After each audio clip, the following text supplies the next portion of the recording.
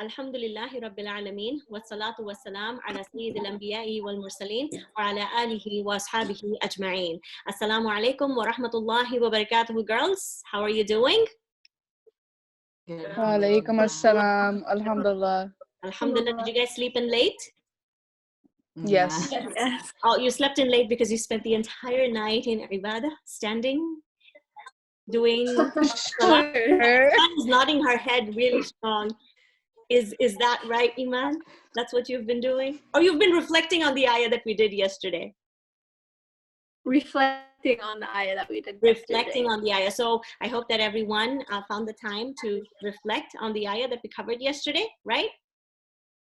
And I know some of you have also memorized it. Remember, one of the goals of this class or of this session is that actually it's in 4 parts. So the first one is that we memorize the ayah. It's 1 ayah a day, right? Some of you I know are doing full-time hifz, and mashallah, it's great. Along with your Richland College curriculum, you have added full-time hifz to your load also. That's like beyond impressive, right? But alhamdulillah, we can always go back and review these surahs, and the ones who have not memorized, for them, of course, this is an opportunity to memorize, right? So we're going to do just 1 ayah a day. The surah has 31, so somewhere along the line we are going to do 2 ayahs, 3 ayahs in a day, and inshallah make sure that we finish it during Ramadan. So this is the goal during Ramadan, like we spoke about it yesterday. And just before we dive into our session for today, again, to repeat the goals for this session is, number 1, to memorize, okay? Number 2 is to build vocabulary. Okay, we'll come across new words. We're going to build vocabulary. That's always an incentive, right? That's always a plus. And the third and the most important thing, or the goal of these sessions is that we're going to reflect on these ayahs for deeper meanings, to extract the deeper meaning from them, right? Because we know that the Quran is the word of Allah subhanahu wa ta'ala, right? So what is it that Allah subhanahu wa ta'ala is wanting to communicate with me through these ayahs? So we're going to do 1 ayah at a time, right? And then 4th is, once we extract that message, we're going to try and apply it to our lives, right? And this 4-step process is basically how we fulfill our obligation towards the Quran, right? Like we did in Surah Baqarah when we're doing the tafsir of Juz 1, when the ayahs about Ibrahim alayhi salam had come and he had made the dua of sending a messenger to the people, right? At that time, he listed 4 responsibilities. So the obligation towards the Quran is not fulfilled with just recitation of the Quran. It's just one part of the obligation, okay? If it doesn't get us to reflect, if it doesn't get us to think, if it doesn't get us to ponder, then these words merely, they're stuck at our throats. They have to touch our hearts. And for that reason, we need to find that time to reflect upon them, okay? So having said that, let's get started with today's lesson. Ba'da a'udhu billahi minash shaitanir rajim. Bismillahir rahmanir rahim. Today's ayah, which is the 2nd ayah of Al-Insaan, it is Inna khalaqna al-insana min nutfatin amshajin nabtalihi faj'alnahu sami'an basira. Okay, let me go ahead and share the screen with you over here for a little bit so you can look at the ayah. Okay, here we go. Okay, so I have color coded it for you. First, we're gonna look at the meaning of the ayah. Inna khalaqna al-insana min nutfatin amshajin. So the highlighted portion, okay, the yellow highlighted portion, what is it saying? That we have created man, insan, like we learned yesterday. What was the meaning of insan? Soha, what was the meaning of insan? The ones who forget. The ones who forget, right? And the root letter is noon, seen, yeah. So here Allah subhanahu wa ta'ala is saying, indeed, we created man from nutfa, meaning drop, right? Amshajin, mixture. Okay, so what it's referring to is that we have created, it's referring to the beginning of our existence when we are simply drop a fluid, which is what we spoke about yesterday. And what is being elaborated over here is that we have been created from a mixture of fluids, okay? Amshaj meaning mixture, all right? So we've been created from a mixture of fluids, meaning that, our DNA basically is represented by this makeup.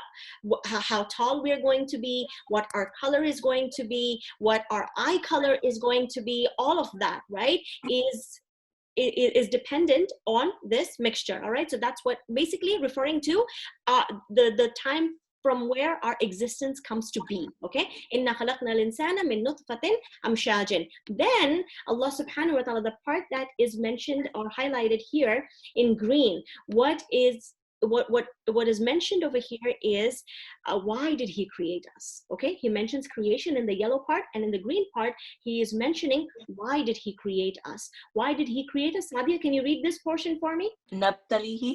Nabtalihi. What's the word? What's the madi word for nabtali? Ibtala.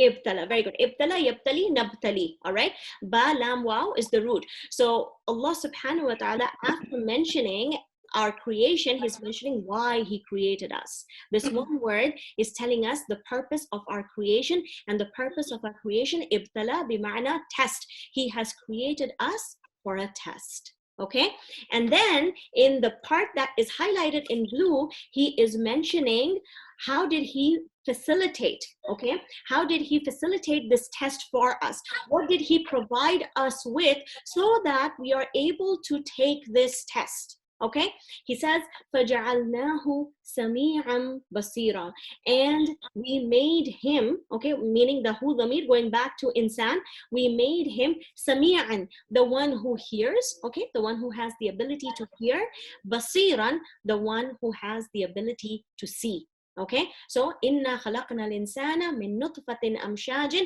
we created man from a mixture of fluids. Why? So that we can test him. And in order to test him, how did we facilitate that? فَجَعَلْنَاهُ سَمِيعًا بَصِيرًا, we made him with the ability of hearing and seeing. Okay, so that's the ayah. Now, the part that we want to reflect on today is that, animals are also able to see. Animals are also able to hear. Humans are able to see, humans are able to hear. What's the difference there? We don't see any difference, right? In that sense, there is no difference. Animals have a brain, right? Humans also have a brain, right?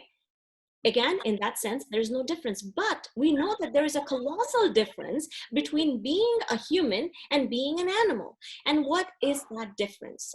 The difference is the ability that Allah subhanahu wa ta'ala has given man to use his hearing and his seeing and other senses, right, in a way that allows him or gives him the ability to reason and reflect.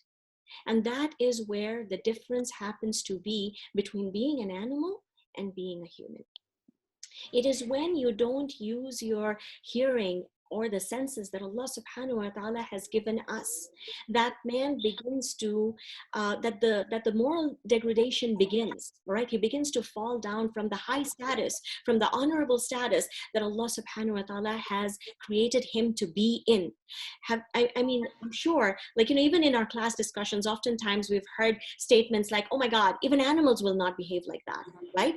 Sometimes man ends up behaving in a manner and we're forced or we're prompted to make comments such as, even animals will shy away, right?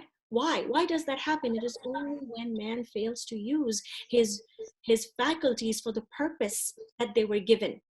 Okay, and the purpose for which our hearing and our seeing and our speaking and all the other senses that have been given is beyond ourselves, is beyond just, reading books or listening to stuff or watching stuff on TV or interacting with your social media, right? Or using your smartphones, developing hobbies. It's much, much, much greater than that. What is that? That is the point that Allah subhanahu wa ta'ala wants to drive home in this ayah, that he has given us these faculties of seeing and hearing so that we may reflect and we may ponder, all right?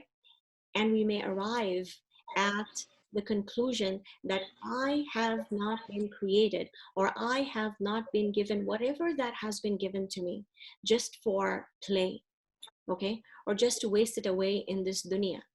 Everything has a purpose. So does my hearing, so does my seeing. And what is the purpose of that? That is to gain or increase in my closeness to Allah subhanahu wa ta'ala. And how do I increase in my closeness to Allah subhanahu wa ta'ala? Simple, straight, clear, straightforward, right?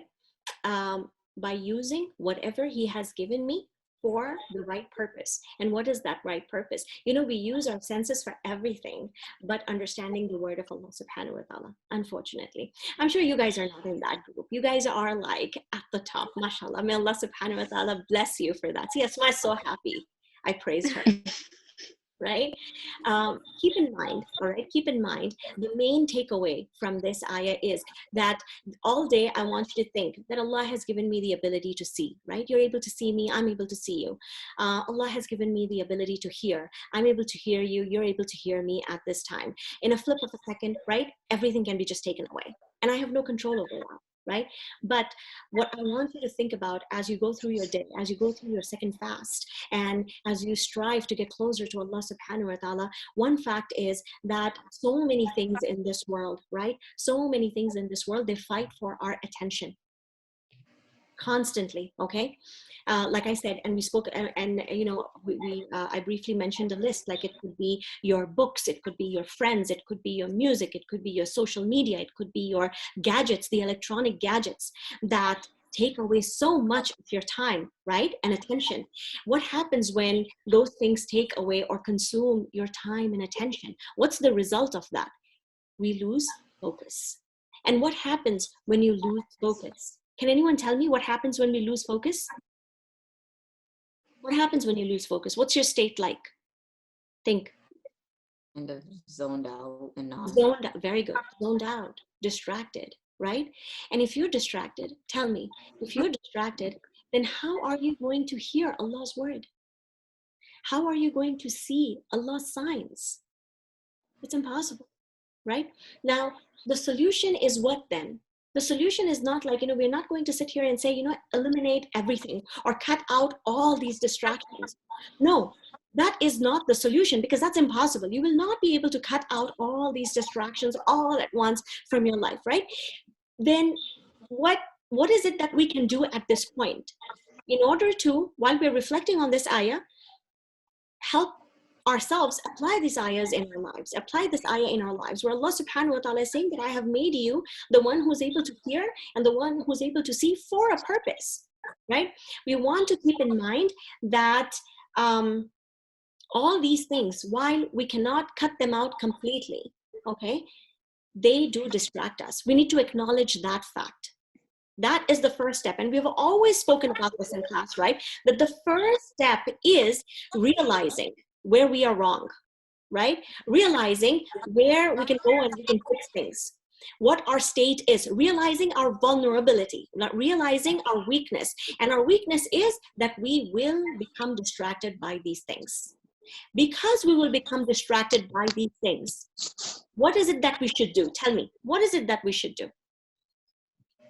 What is one thing? You know these things distract you, okay? 5 seconds. One of you raise your hand and give me the answer. And there's no right or wrong answer, right?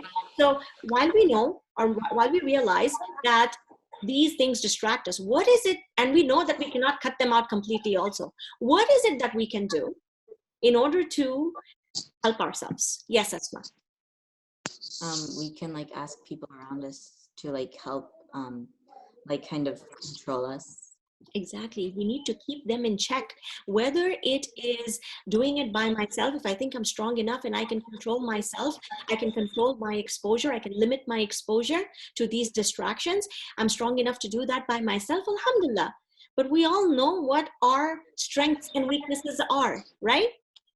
No one knows that better than you. Only you and Allah knows what your capacity is, right? So based on that, we want to make that firm resolve, especially during these days of Ramadan, right? That we want to keep these distractions in check. And what is it that I am going to do? So this is your assignment for the day. What is it that I am going to do in order to keep these distractions in check so that they don't consume me, right? We want to be practical, not impractical. We want to be realistic. So that's why we admit that we cannot cut out all these distractions all at once, but we also admit that we are weak. And because of that, I need help in keeping a check on things. Who is going to help me? That is for you to determine for yourself, and for me to determine for myself. Okay? So inshallah, with this, I will end today's session. There are certain things that I've asked you to think about. So find, as you reflect, reflection is an exercise, and it's an exercise that needs to be done in a quiet space. So see, and it doesn't have to be for hours, okay?